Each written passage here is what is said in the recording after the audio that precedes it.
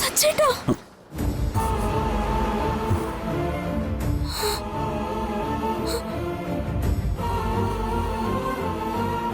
എന്താ സച്ചേട്ടാ? സച്ചേട്ടൻ എന്താ പറ്റേ? പെട്ടെന്ന് ഒരു തലകറക്കം പോലെ. എങ്കിൽ നമുക്ക് ഒന്നുകൂടെ ഹോസ്പിറ്റലിൽ പോവാം. സച്ചേട്ടൻ ഇറങ്ങ. ഏയ്, അതിൻ്റെ ഒന്നും ആവശ്യമില്ല. ഇപ്പൊ ഞാൻ ഓക്കെ.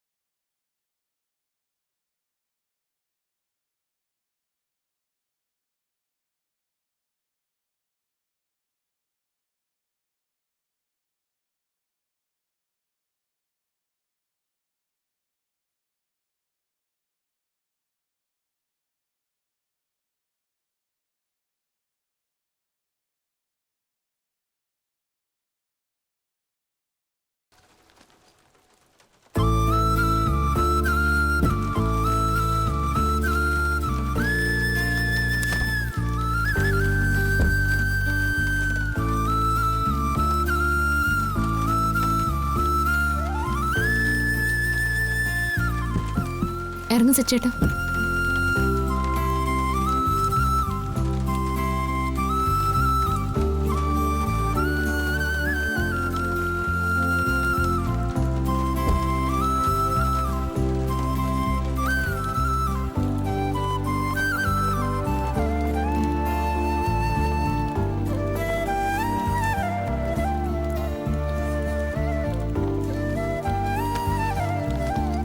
വാ.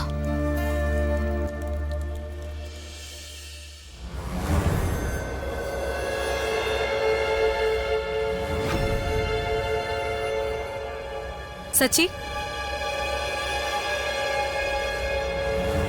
ഡോക്ടർ എന്ത് പറഞ്ഞു?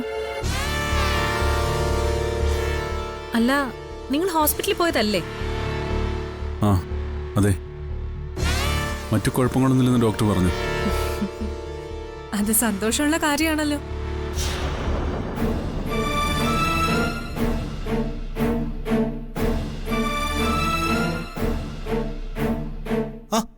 ഏട്ടനും ഏട്ടത്തെയും കൂടെ രാവിലെ എവിടെ പോയതായിരുന്നു?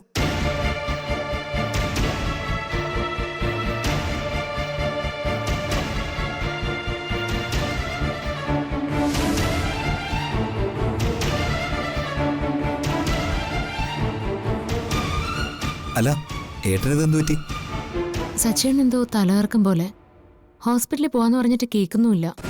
സന്ദീപേ, സച്ചിയേട്ടനും അർച്ചനേട്ടത്തെയും ഹോസ്പിറ്റലിൽ പോയി ഡോക്ടറെ കണ്ടിട്ട് വരുന്ന വഴിയാ. ഇവർക്ക് കുഞ്ഞുങ്ങൾ ഉണ്ടാവുന്നതില് ഒരു തടസ്സമില്ലാന്ന് പറഞ്ഞു. ആണോ? സമയമാകുമ്പോ അതൊക്കെ നടന്നോളൂ ഏട്ടത്തി.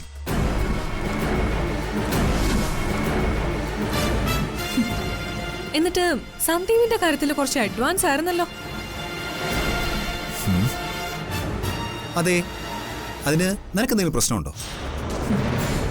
എനിക്കെന്ത് പ്രശ്നം? അപ്പോ അത്തരം വലിയ കാര്യങ്ങളെ കുറിച്ചൊന്നും തൽക്കാലം ചിന്തിക്കണ്ട, കേട്ടല്ലോ?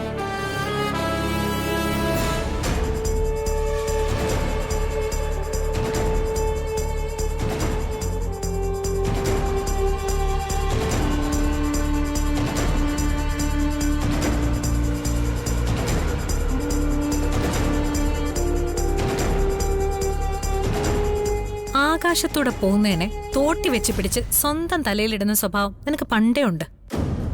വല്ല കാര്യം ഉണ്ടായിരുന്നോ ഇപ്പൊ അത് കയറി അവനോട് പറയാൻ? ഞാൻ നിന്നതുകൊണ്ടാ അവൻ അത്രയും പറഞ്ഞു നിർത്തിയത്. അവനെ കിട്ടാത്തതിന്റെ ചുരുക്ക് നിനക്കിതുവരെ മാറിയില്ലല്ലേ? ചേച്ചി അത് വിട്.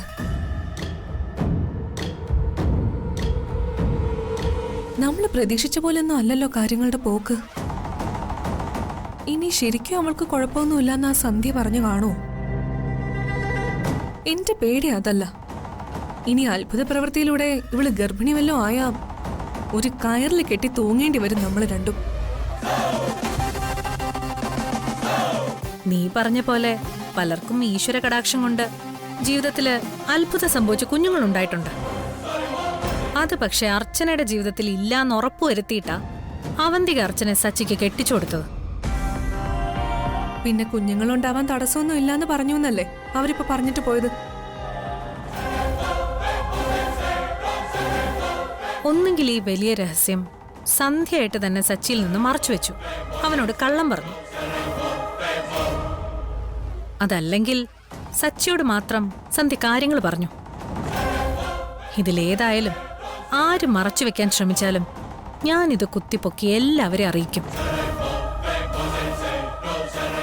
സച്ചിക്ക് ഇപ്പോഴുള്ള തലകറക്കത്തിന്റെ കാരണം ഞാൻ കരുതുന്ന പോലെ ആണെങ്കിൽ നമ്മൾ കരുതുന്ന റൂട്ടിൽ തന്നെയാ കാര്യങ്ങളുടെ പോക്ക്.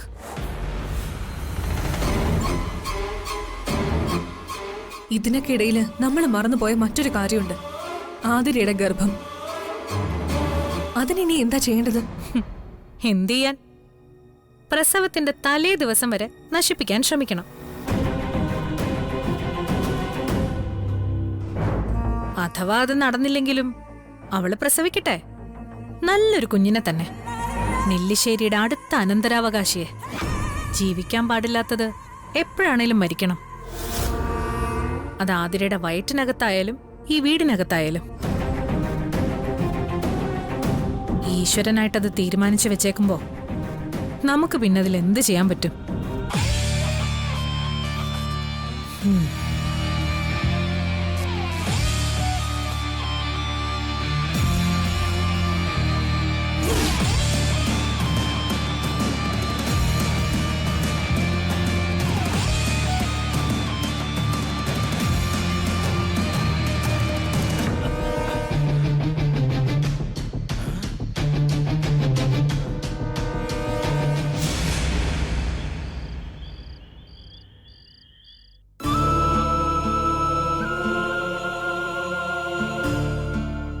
എന്താ ഡോക്ടർ, എന്തെങ്കിലും പ്രശ്നമുണ്ടോ?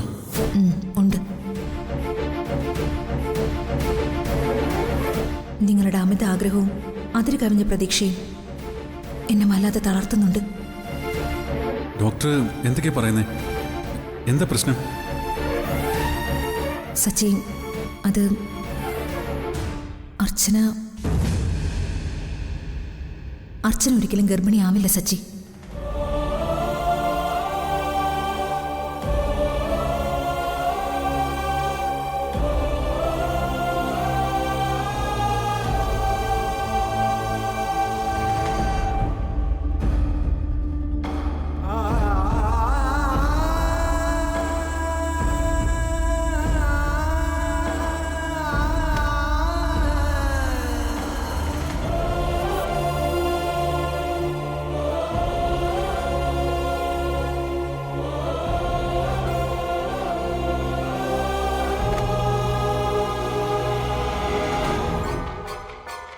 ഏട്ടാ, കഴിക്കാൻ വരുന്നില്ലേ? ഇതെന്താ ഏട്ടത്തി, ഏട്ടൻ ഇങ്ങനെ സ്വപ്നലോകത്തിരിക്കുന്നത്? എനിക്കറിയില്ല, കുറെ നേരം ഈ ഇരിപ്പ് തുടങ്ങിയിട്ട്. നീ തന്നെ ചോദിച്ചു നോക്ക്.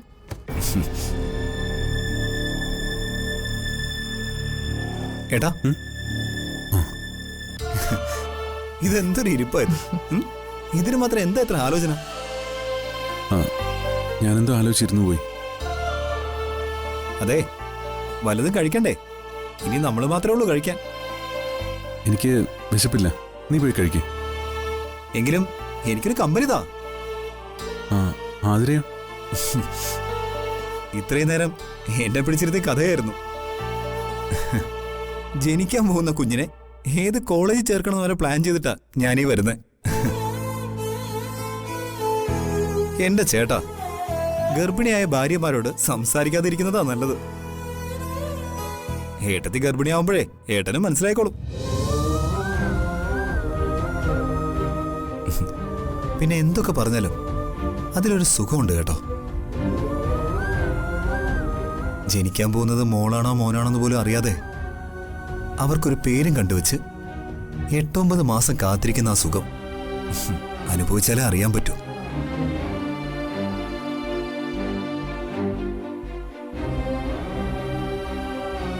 ഞങ്ങൾക്കാണെങ്കിൽ ഒരു പേര് കണ്ടുപിടിച്ചാൽ മതി.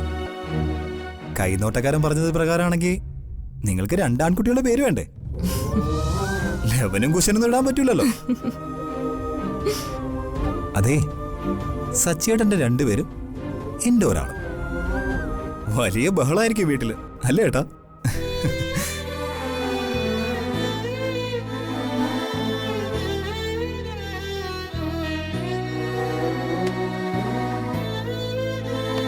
നമുക്കിനി അങ്ങോട്ട് നല്ല കാലം ഏട്ടാ.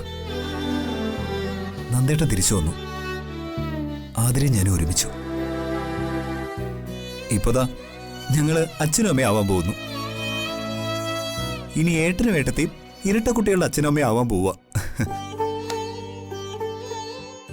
എന്നോ നഷ്ടപ്പെട്ടതൊക്കെ ഈ കുടുംബത്തിലേക്ക് തിരിച്ചു വന്നുകൊണ്ടിരിക്കുക.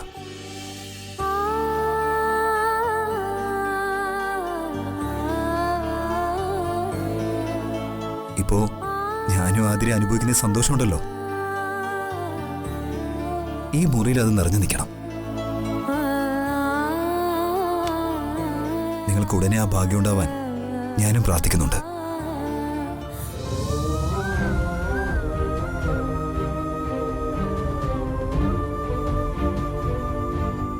നിനക്ക് വിശക്കുന്നുണ്ടെന്നല്ലേ നീ പറഞ്ഞത്?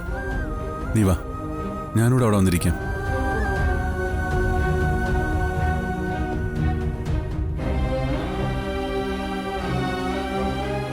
എടുത്തി, ഈ ഏട്ടനിത് എന്തു പറ്റി?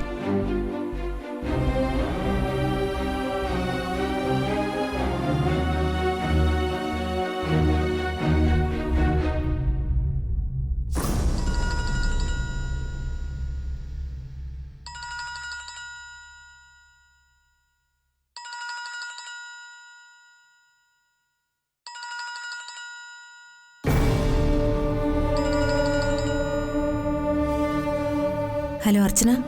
ആ ഡോക്ടർ, ഞാൻ വിളിച്ചതേ ഒരു കാര്യം പറയാൻ വേണ്ടിയിട്ടായിരുന്നു. എന്താ അർച്ചന?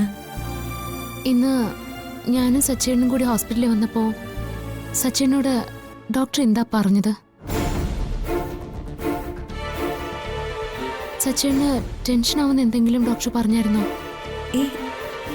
അങ്ങനെയൊന്നുമില്ല. അർച്ചനയോട് പറഞ്ഞ കാര്യങ്ങളെ സച്ചിയോടും പറഞ്ഞിട്ടുള്ളൂ. അർച്ചന എന്താ അങ്ങനെ ചോദിച്ചത്? അവിടെ നിന്ന് ഇറങ്ങിയപ്പോൾ മുതൽ സച്ചേട്ടൻ വേറെ ഏതോ ലോകത്താ.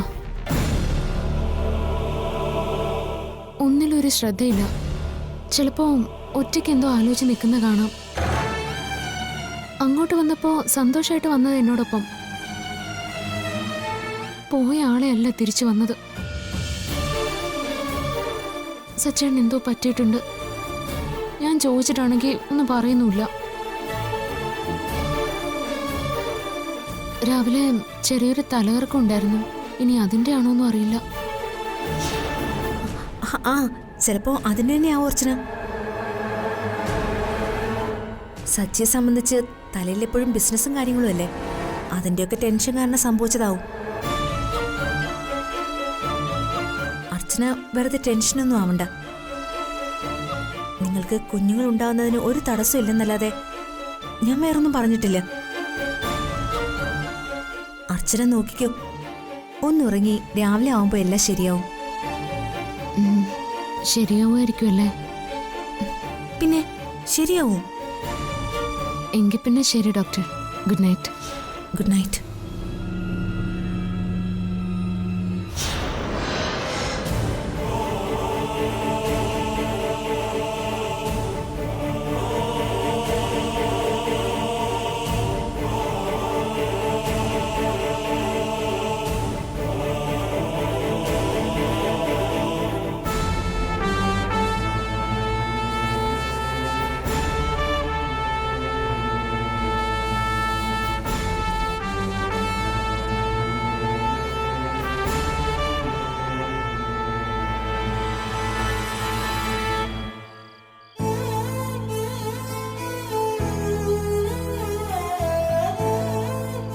ലോകത്തിന്റെ എവിടെ പോയാലും ഏത് ഡോക്ടറെ കാണിച്ചാലും അവരെല്ലാം പറയുന്നത് ഞാൻ ഇപ്പൊ പറഞ്ഞത് തന്നെയാവും.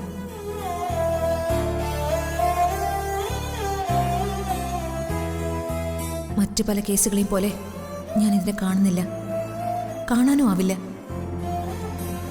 സത്യം സച്ചി മനസ്സിലാക്കി അംഗീകരിക്കണം.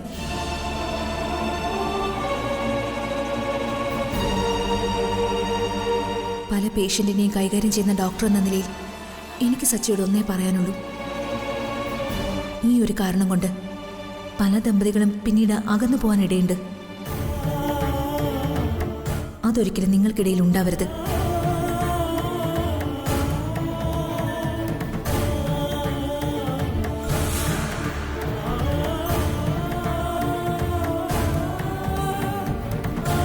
സച്ചേട്ടൻ എന്താ ഇവിടെ വന്ന് നിൽക്കുന്നു? വെറുതെ. സച്ചേട്ടാ, എന്താ സച്ചേട്ടന് പറ്റിയത്? ഇന്ന് ഉച്ച മുതൽ ഞാനിത് ചോദിക്കാം. സച്ചേട്ടനാണെങ്കിൽ തലയിറക്കം എന്നൊക്കെ പറഞ്ഞ് ഒഴിയുന്നല്ലാതെ ഒന്നും വ്യക്തമായിട്ട് പറയുന്നുമില്ല. എന്താ സച്ചേട്ടാ, എന്താ കാര്യം? എന്തുണ്ടെങ്കിലും തുറന്നു പറഞ്ഞൂടെ എന്നോട്? ഡിവോഴ്സ് പേപ്പർ കീറി കളഞ്ഞ് നമ്മൾ ഒരുമിച്ച് ജീവിക്കാൻ തുടങ്ങിയതിന് ശേഷം സച്ചേട്ടൻ ഇങ്ങനെ കാണുന്നത് ഇപ്പോഴാ. ഇതൊക്കെ നിനക്ക് തോന്നുന്നതാ. എനിക്കൊരു പ്രശ്നവുമില്ല. അല്ല, എന്റെ തോന്നലൊന്നും അല്ല ഇത്. സച്ചേട്ടന് എന്താ കാര്യമെന്ന് പറയാതെ ഇന്ന് ഇവിടുന്ന് വിടുന്ന പ്രശ്നമില്ല. അത് വേറൊന്നുമല്ല. ഇന്ന് ഹോസ്പിറ്റലില്. ഇന്ന് ഹോസ്പിറ്റലില്? പറ സച്ചേട്ടാ. ആ, പറയാം. ഇന്ന് ഞാൻ ഹോസ്പിറ്റലിന് പുറത്തിരിക്കുമ്പോൾ എന്നെയും തന്നെയും പോലെ രണ്ടുപേര്, നമ്മളെപ്പോലെ ഒരു കുഞ്ഞിനു വേണ്ടി വല്ലാതെ ആഗ്രഹിച്ചു വന്നവരാ. പക്ഷേ ടെസ്റ്റ് റിപ്പോർട്ട് വന്നപ്പോൾ ആ പെൺകുട്ടിക്ക് ഒരിക്കലും പ്രസവിക്കാൻ കഴിയില്ലെന്നായിരുന്നു റിപ്പോർട്ടിൽ. ആ വിവരം അറിഞ്ഞപ്പോൾ ആ പെൺകുട്ടി ഭയങ്കര കരച്ചില്. ആ നിമിഷം മുതൽ എനിക്ക് വല്ലാത്ത അസ്വസ്ഥതയായിരുന്നു. എന്നെപ്പോലെ ഒരാളല്ലേ അയാളും. അതൊക്കെ ഓർത്തപ്പോൾ ഒരു സമാധാനമില്ലായ്മ, അത്രേ ഉള്ളൂ. ഇതുപോലുള്ള സാഹചര്യങ്ങളിൽ കൂടി പോകുന്ന ഒത്തിരി പേരുണ്ട് സച്ചേട്ടാ. നമ്മളൊക്കെ അതൊന്നും അറിയുന്നില്ലെന്നേ ഉള്ളൂ. ഒരു കുഞ്ഞ് ജനിക്കുക, ആ കുട്ടിക്ക് വേണ്ടി ജീവിക്കുക എന്നൊക്കെ നമ്മളെപ്പോലെ എത്ര ആളുകളാവും ആഗ്രഹിക്കുന്നത്. അതിൽ ചിലർക്ക് ഈശ്വരൻ ആ ഭാഗ്യം കൊടുക്കില്ല. പക്ഷേ അങ്ങനെ ഒരു ദൗർഭാഗ്യത്തിന്റെ പേരിൽ ഈശ്വരൻ നമ്മളെ പെടുത്തിയില്ലല്ലോ. അതിന് ഈശ്വരനോട് നന്ദി പറയണം. ഒന്നുകൂടി നമുക്ക് അമ്പലത്തിൽ ഒന്ന് പോകണം, ഒന്നിച്ച് തൊഴണം.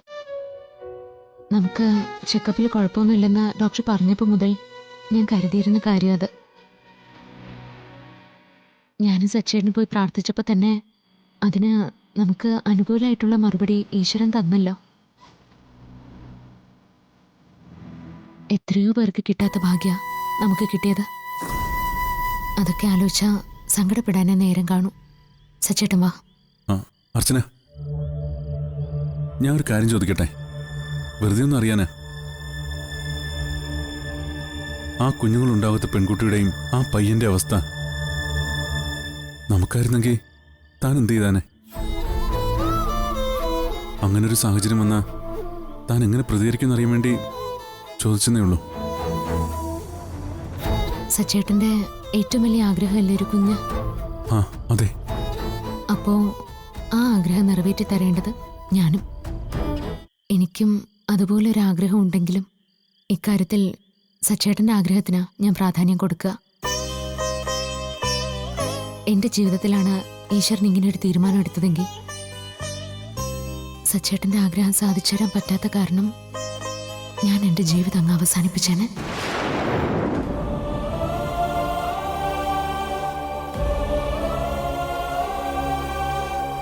അല്ലെങ്കിൽ സച്ചേട്ടനെ വിട്ട് ഞാൻ എന്നേക്കുമായിട്ട് പോവും.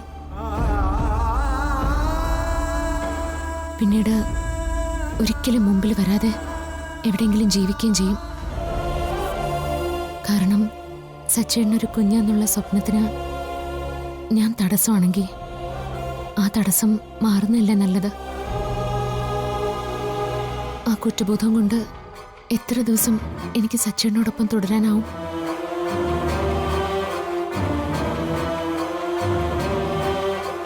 ഇവിടുത്തെ അച്ഛനോട് നമ്മൾ എന്തു പറയും? അങ്ങനെ കുറെ പേരുടെ തകർച്ചയ്ക്ക് കാരണമായി. ഇവിടെ നിൽക്കുന്നതിനേക്കാളും ഭേദം എൻ്റെ ജീവിതം അവസാനിപ്പിക്കുന്നതല്ല നല്ലത്. അതല്ലേ എളുപ്പവും.